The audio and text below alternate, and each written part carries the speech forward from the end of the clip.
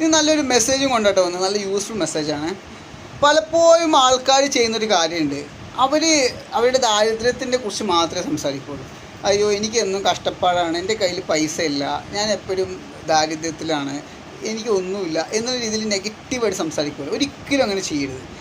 അങ്ങനെ പറഞ്ഞു കഴിഞ്ഞാൽ ഉണ്ടല്ലോ, ഓട്ടോമാറ്റിക്കലി നിങ്ങൾ അങ്ങനെ ആയിത്തീരും. അതായത് നിങ്ങളെ കയ്യിൽ എന്നും പൈസ ഉണ്ടാവില്ല. ഓക്കെ, അപ്പോൾ അതുകൊണ്ട് ഭയങ്കര പോസിറ്റീവായിട്ട് സംസാരിക്കുക. ഇങ്ങനത്തെ കാര്യങ്ങൾ നിങ്ങൾ സംസാരിക്കണം. അതായത് പൈസ ഇല്ലെങ്കിൽ നിങ്ങൾ സംസാരിക്കണ്ട. ഓക്കെ, ചില ആൾക്കാരുണ്ട് അത് തന്നെ പറഞ്ഞുകൊണ്ട് വെക്കും, എനിക്ക് പൈസ ഇല്ല, ഞാൻ എപ്പോഴും ദാരിദ്ര്യമാണ്, അങ്ങനെ.